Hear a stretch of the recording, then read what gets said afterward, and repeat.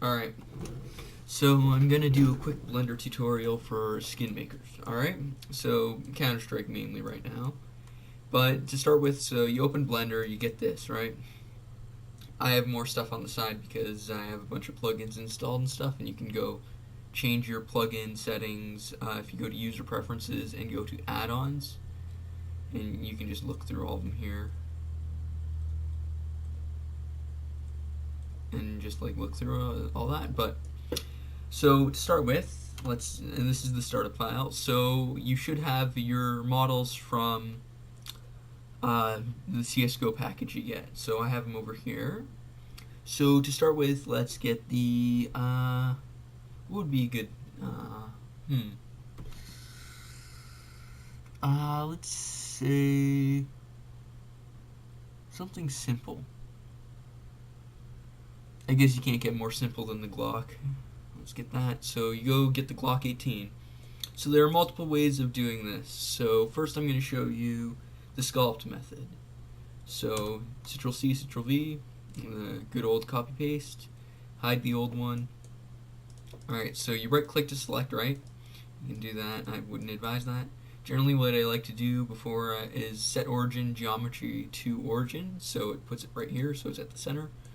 So then you go into edit mode, okay? You select a vertice on the part you want, so and then I'm just going to hold Control plus, and it'll select the whole area. I wouldn't, this area, this has a couple vertices that like to get screwed up.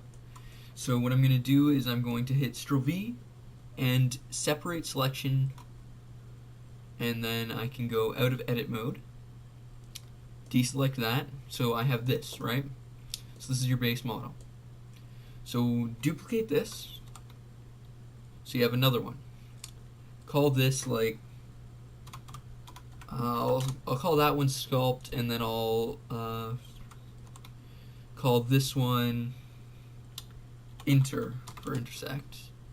So first type you can do, so you still have your base one here, the Glock 2 reference, Glock reference 002.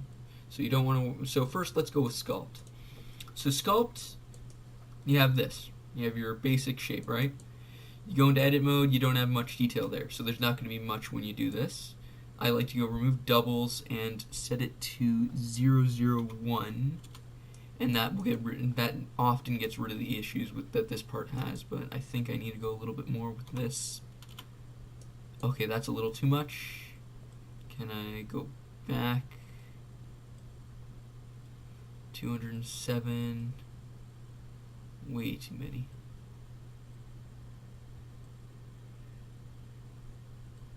Yeah, let's just stick.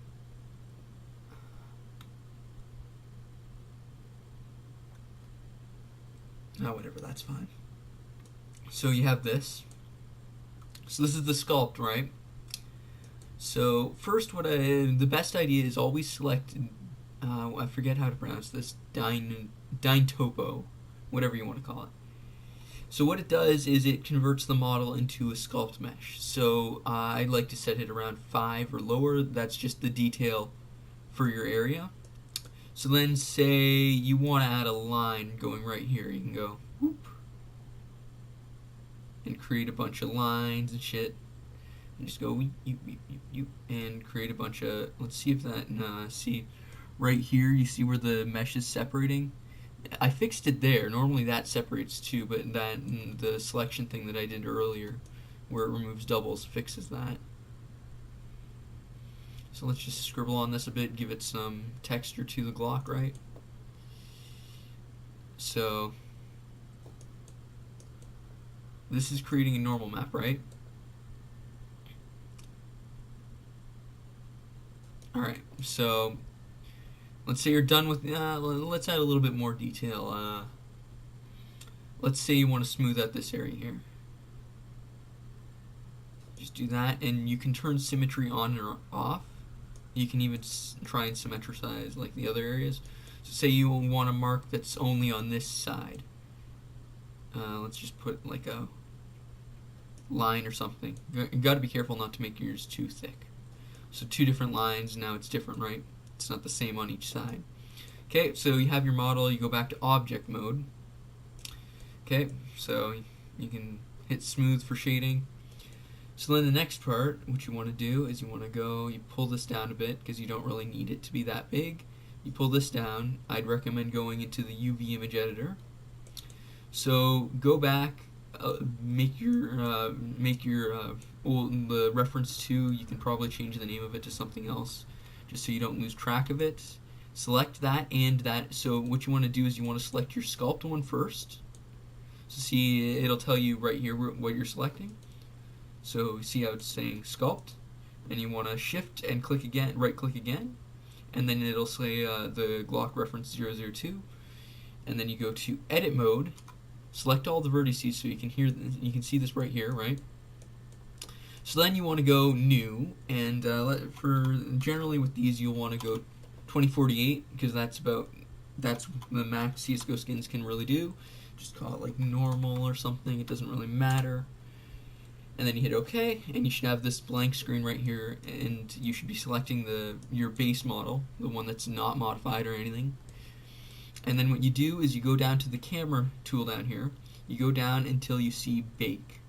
When you see bake, change that from full render to normals. I'd recommend tuning the margin down to like 5 or 0. 0 is generally the cleanest, but sometimes it leaves a little bit of gaps. And then select it into active, and for this, so the bias generally is like on other programs it would be considered how far out the normals can go, how far out the model can differ. Generally I like to turn this up a bit, and like 5, sometimes for bigger things 100 or something. I normally go nuts with it, I don't really care too much, but then I normally set it up to 100 when I'm like trying to apply a 2D image to a 3D model without any issues, but then I also shrink down the model so it goes on flatter. Okay, so you gotta have your bias up a little bit for thicker models like this. You see how thick that is? You generally want to have that out a bit. Tangent is the best, I think. Distance can also change that, but honestly if you're doing bias you don't need to mess with the distance as much. The distance just controls how further away it likes to prefer. So then you can go and hit bake and give it a couple seconds, and you should have this. Now if you want to preview to make sure this is a working normal map, what you can do is you can hide your sculpt, go into the objects, you can create a new material for this, go into the textures, create a new texture, go down to the images and select your normal image. Alright, so then if you go to material, you can see your normal map, how it appears on the weapon, right? So you want to change that so there's no color, normal maps. Oh, that looks pretty clean. Blender always screws it up a bit. I don't know why, it just doesn't like it. Best quality is normally the best, but if you go into rendered it'll normally look pretty good. So as you can see right there, you see the normal maps you created.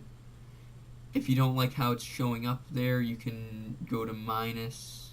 Generally, if you're going to minus, you're going to want to invert the settings, though. You're going to want to go into your image editor and invert the color spectrum on that. So then you have a normal mapping. So it makes the base model look more like the model you just created. So that's how you do a basic normal map. So that's the sculpt model. Alright. So I'm done with that, so let's get rid of that material. We're not going to use that anymore. So let's hide that, and let's go to the intersect. So for this one, what you're going to do is, let's say you want to make it have a giant rectangle in the middle. I don't know why. For whatever reason you want it to have a giant rectangle in the middle. Okay? So you go and select this, you shrink it down a bit, rotate it so it fits, and check to make sure it's not too thick. Generally, if it's too thick, you can just go X, set that to 0. Well, that's not how you fix the thickness, but whatever. Shrink that up so it fits in. Make sure it's not too thick. The Glock will always be a little off center. It's a bit annoying, but it's just how the model is not perfectly symmetrical. Alright, so you have the rectangle in the middle, right? Let's go into the edit mode of the rectangle, and you go knife, And I like to put a little, screw it, let's just go subdivide. Where's subdivide? I'm blind, and there it is. Oh, go back to solid so you can see, right? Because then that's adding shading. Pop that out a bit, and then you have a bit of a smooth vertex a bit, so it's not crazy.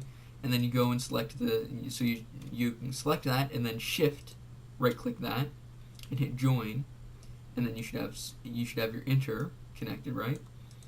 So then, to my knowledge, I don't do this very often. You should be able to go and select the reference to, so if I shift right click again, I should have them both selected, right? Enter in that, right? Then you go edit, and then you go and bake your normals again. This is creating a whole different normals, alright? So you can see that, right? You can see how there's like that rectangle there. So then you can hide your inter, go back to object mode, go back, select this since it's using the same texture and everything, and just go to material, and then you can kind of see it again. It doesn't normally work very well with those, but it kind of works. Oh, that's because I need to go down here and just, yeah. So you can kind of see what's going on here. I'm not sure how this is going to look rendered. It gives an interesting one. Sorry if I've been rushing around, but I really need to go pee. So, yeah. So that's some basics for modeling normals and stuff in Blender. So if you're new to the platform, hopefully you got the hang of it from this. I don't know. I'm not very good with this. I rarely do it, but hopefully this helps someone. Okay? So that's just some 3D normal mapping basics in Blender. Play around with the settings. If you're new to the software, just try and get the hang of it. Blender's got a stiff learning curve. Hopefully this helps you out a bit. Alright, peace out.